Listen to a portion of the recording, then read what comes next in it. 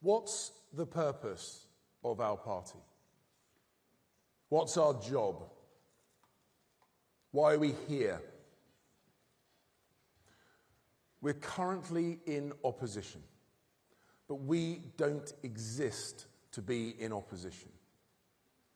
We're in politics to serve the British people and to make their lives better. It's not our right, but it is our mission, our duty, and intent. So we need to get back on track. But before we can do that, there's something we need to say. Sorry. Sorry on behalf of the Conservative Parliamentary Party who let you down. And we have to be better, much better. And under my leadership, we will be.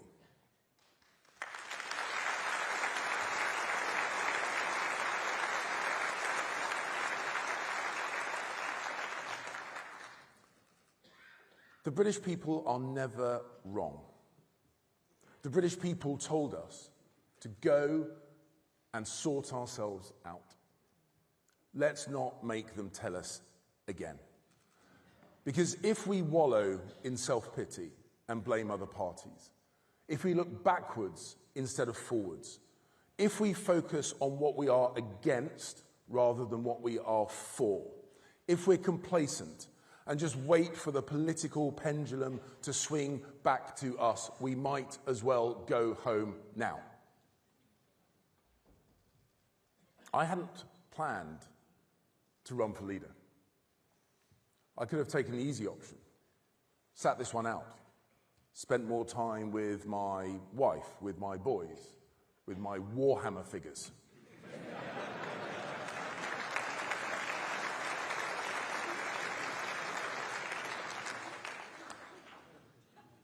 But I went into politics to get things done, not watch from the sidelines, and all the more so after the defeat that we've just had.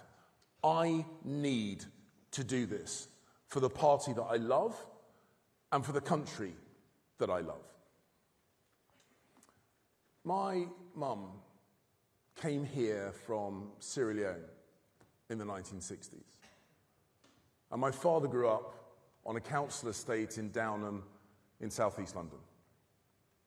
He qualified as a surveyor and started a small business. She studied nursing and became a midwife in the NHS. And I'm gutted that she didn't live to see me elected and become an MP, or represent our country as Foreign Secretary when I visited Sierra Leone. Because some people love to talk our country down. But this country has given so much to so many people.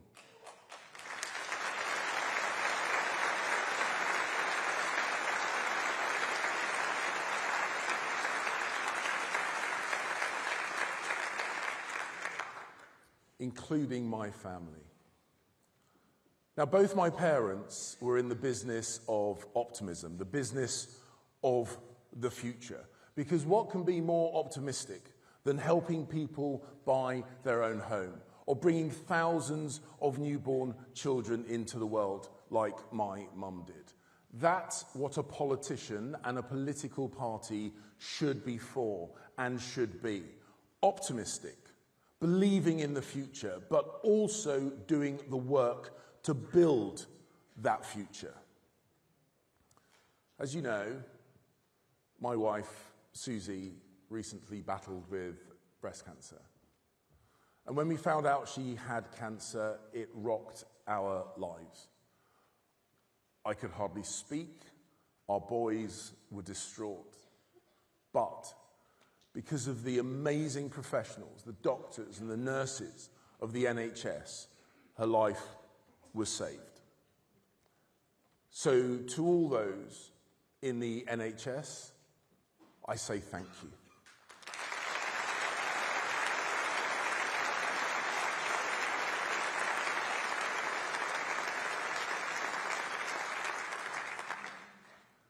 And it's because of them that she sits in this auditorium with us here today. And her courage, determination, resolve, and optimism, her belief in the future, our belief in the future is why we are here today. And I suspect, ladies and gentlemen, it is also why you are here today. Because tomorrow can be better, and together we can make it better.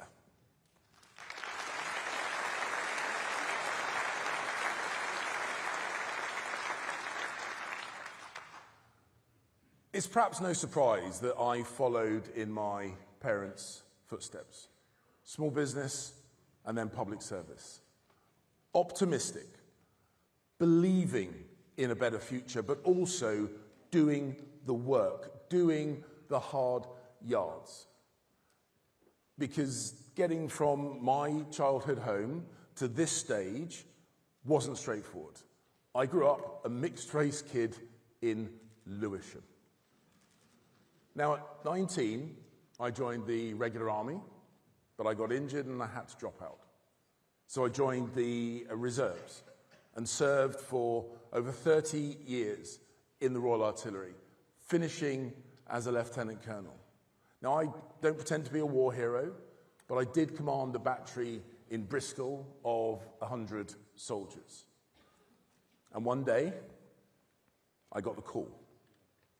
I got mobilized. I thought I was going to Basra or Baghdad, and I was sent to Luton.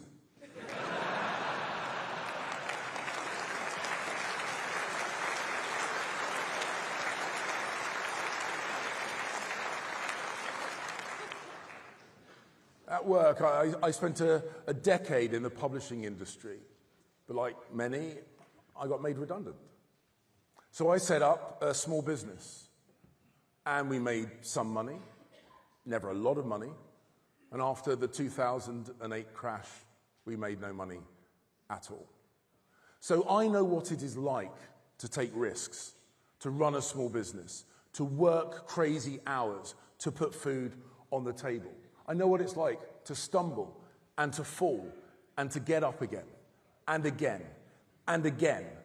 So when I talk about optimism, it's not just believing that tomorrow can be better than today. It's about doing something to make it happen.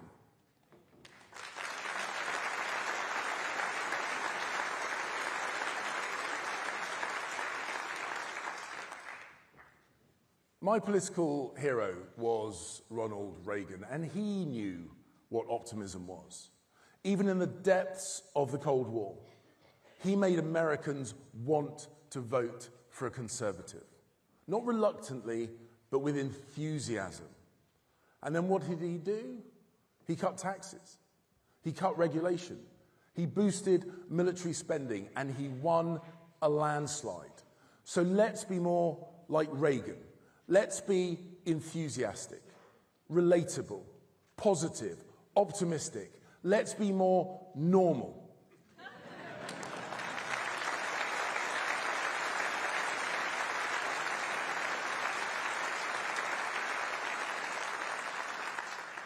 Let's sell the benefits of conservatism with a smile. Because if we do, yes.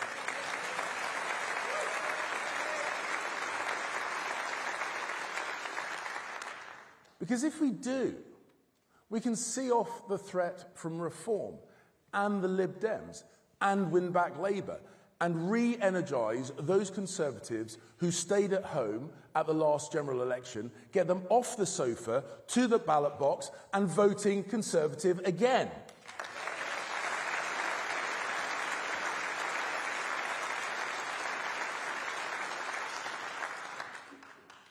And let's make sure that they do it not holding their nose, but with a spring in their step and a smile on their face. And we won't win back those voters by pretending to be something we're not. We win back voters by being honest, by being professional, by being Conservative.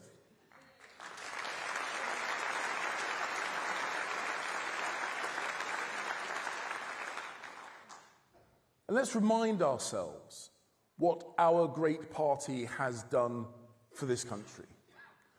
It was our party that took children out of factories and put them into schools, started the abolition of the slave trade, created the Metropolitan Police, and gave the United Kingdom its first, second, and third female prime ministers.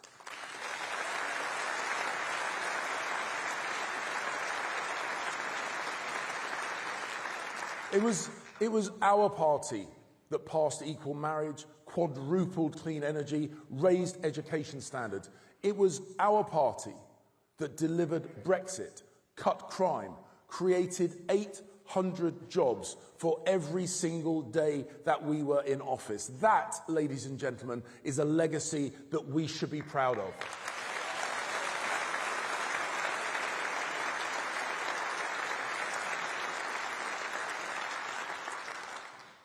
Don't let anyone trash our record. Be proud of our record.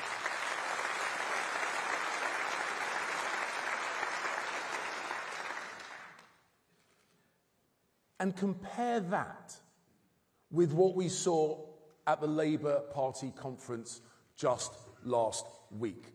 A party drunk on power who lied to the British people. Glasses for passes, favours for friends, swamped in scandal. And, even worse, inflation-busting pay rises to their union paymasters, taken straight out of the pockets of British pensioners. Our plans for defence reversed. A mass release of prisoners and no plan for our borders. And what did Keir Starmer say just last week? He wants the state to have more control over your lives. A nanny state, closing pubs early, banning smoking outdoors, and even trying to control the price of Oasis tickets.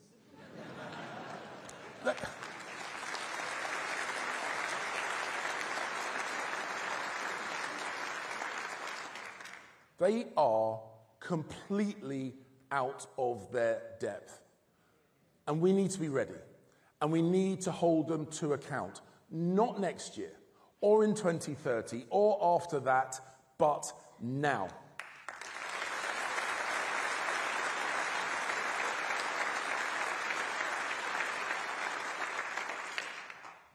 And we know the Lib Dems won't do it.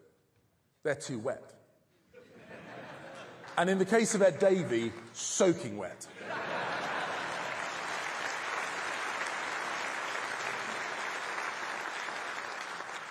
And Reform can't. They're just a pale imitation of our great party. It is up to us.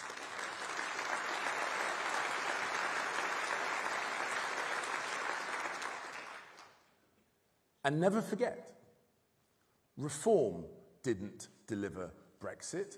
We did. Reform didn't cut immigration. I did. And mark my words, we will beat Reform by being the best version of ourselves, not a pale version of anyone else. So no mergers, no deals.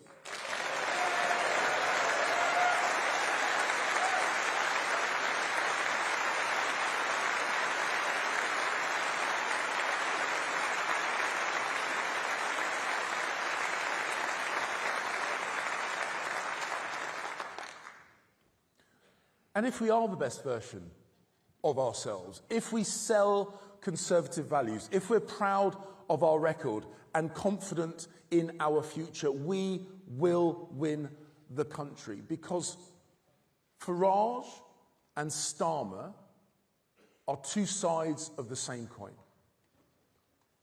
They both think that life was better in the past. Farage thinks life was better before we joined the EU. Starmer thinks it was better before we left. And they're both wrong. Our best days are ahead of us. Because just as my parents were in the business of the future, I am in the business of the future. And so we need to reject this 1970s attitude that decline is somehow inevitable, but perhaps we should just fall off the perch slowly.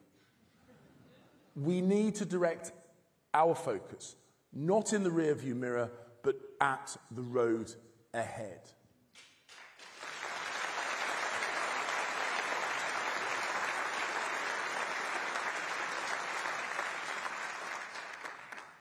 So, conference, how are we going to face the great challenges of our time? The way we always have done when we succeed, by being for stuff again. British science and engineering shaped the modern world.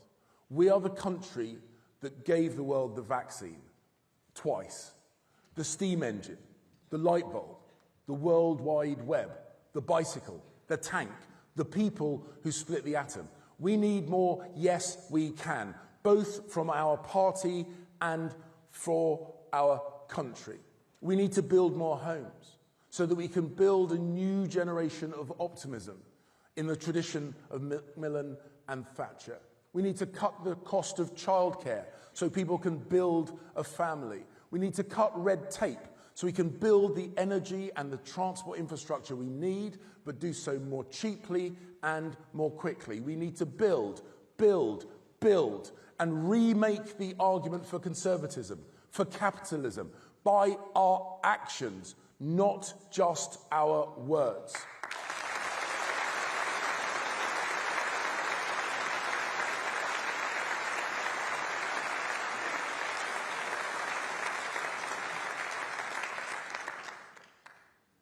And we need to get rid of bad taxes, like stamp duty. We need to make sure that work always pays.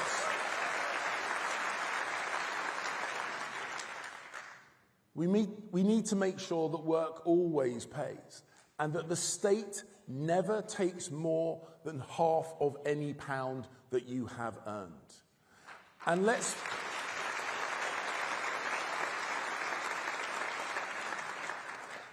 be the party of free markets and freedom, of business and of enterprise. Let's get on their side, but out of their way. These are my values. These are consistent values, not opportunistic. A signpost, not a weather vane. It's what I have always believed in, and it's what I always will believe in. Because, conference, talk is easy. Doing is hard. And we need a leader who can deliver from day one. Someone who has already done the tough apprenticeship that you need to be the leader of the Conservative Party and our next Prime Minister.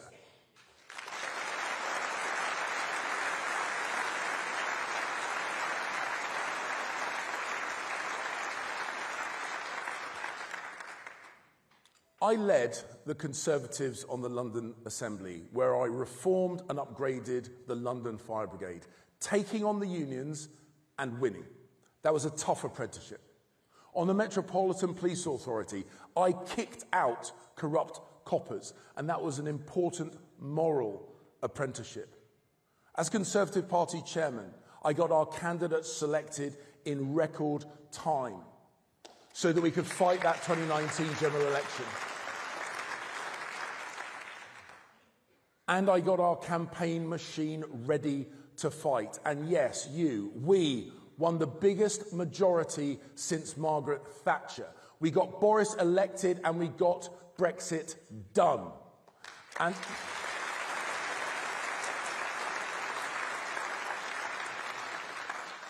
And that whirlwind apprenticeship showed me what I need to do to fix our party machine, upgrade it, making it a modern campaigning organisation with better data and better training, so we can have 300 excellent new candidates selected in 18 months, ready to take the fight to Labour, Lib Dems and Reform. And my pledge to you today on candidate selection No more stitch-ups.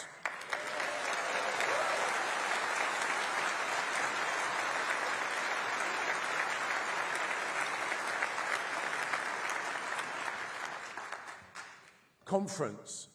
We need to choose someone to lead us who has already done their apprenticeship and get this party winning again. As Foreign Secretary, I strengthened our posture on Iran. I dealt with Putin's nuclear threats. I worked with Ben Wallace to get tanks delivered to Ukraine. And in Beijing, I told the Chinese foreign minister to his face, do not invade Taiwan and lift the sanctions.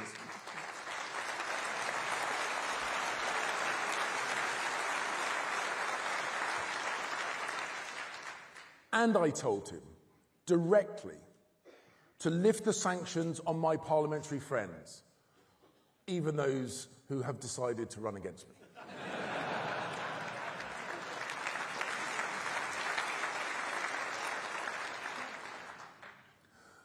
I rejected the advice of Foreign Office officials, and I was the first foreign minister to go to Israel after the 7th of October terrorist attacks.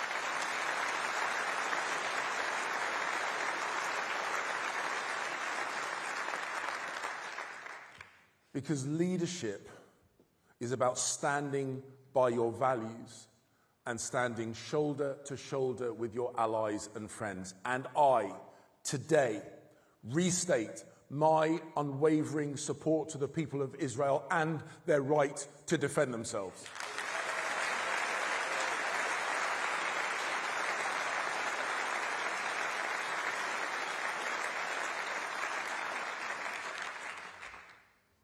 I have seen firsthand how dangerous the world is, and that is why I commit to an increase in defence spending to 3% of GDP.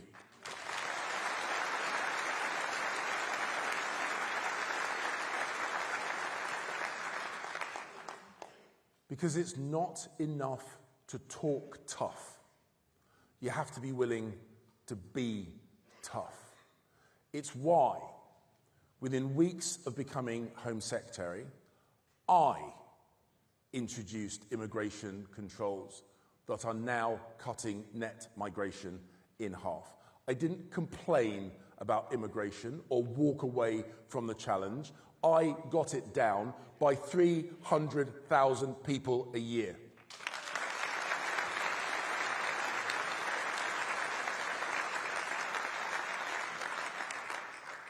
I deported foreign criminals and terrorists. I stripped citizenship from those who seek to do us harm. And I supported our Jewish community here in the UK, tightening the policing response to the protests about Gaza and holding the police accountable for their actions and their inactions.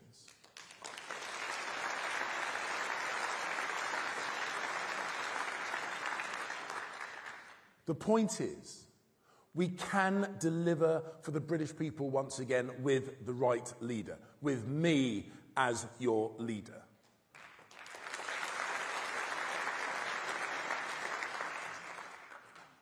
Because leadership is about things like making the tough decisions when you get that ugly phone call in the middle of the night about keeping this country safe.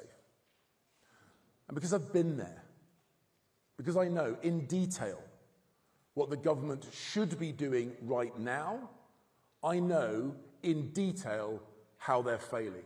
Now is not the time for an apprentice.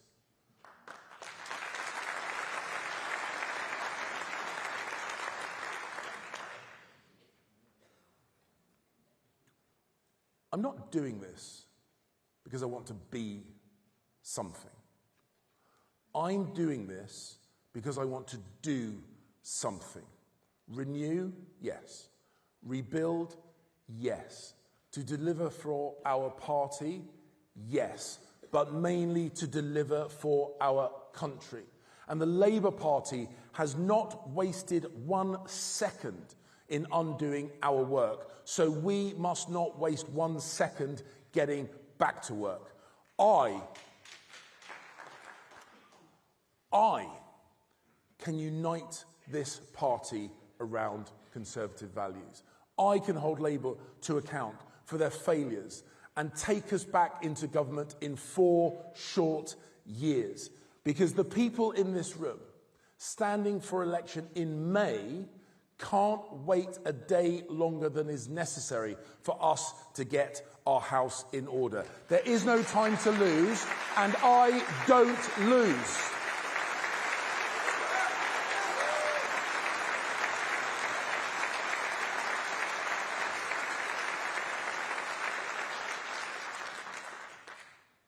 So if you want a winner, choose one.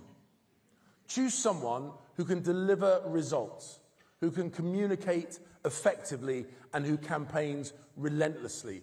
Choose someone who you know and who is tested and who doesn't hide from the media. Choose someone who is not afraid of the public but is popular with the public. And choose the candidate who Starmer, Farage and Davey fear the most. Because I will not accept the status quo. I will not accept defeatism, and I will not accept defeat.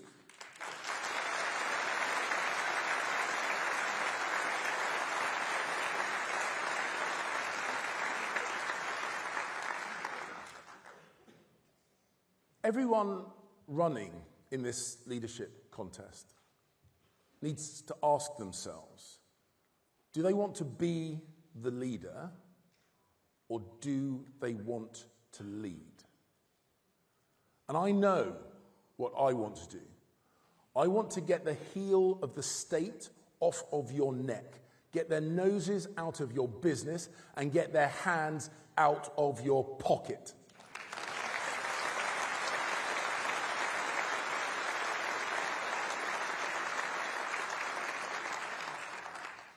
As your leader, I will not waste a day dreaming about yesterday. I will use today to make good on the promise of tomorrow. I will deliver a positive vision, a conservative vision. But conference, we must start now. Keir Starmer has been Prime Minister since July the 5th. And since then, we've had 100 reasons to regret it. It's called July the 6th, and July the 7th, and July the 8th.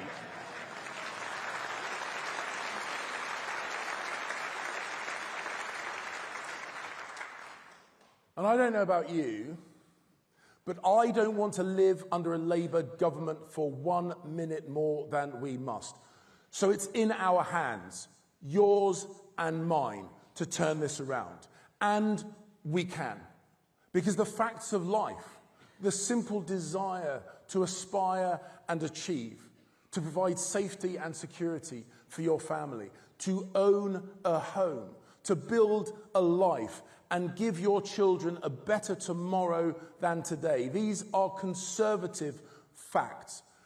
We may have lost our way, but it's time to get back on track. Because history shows that while we have no right to govern, we govern when we get it right. So let's unite. Let's rebuild this party of ours, council by council, seat by seat, ward by ward, street by street, one party with one purpose, to turn the page on this useless Labour government, to get to government, to look to the future with one voice and say that it is morning once again in this great country of ours. That must be our mission. That must be our purpose. So join me on this journey, and together we will win, and we will be in the business of the future. Thank you.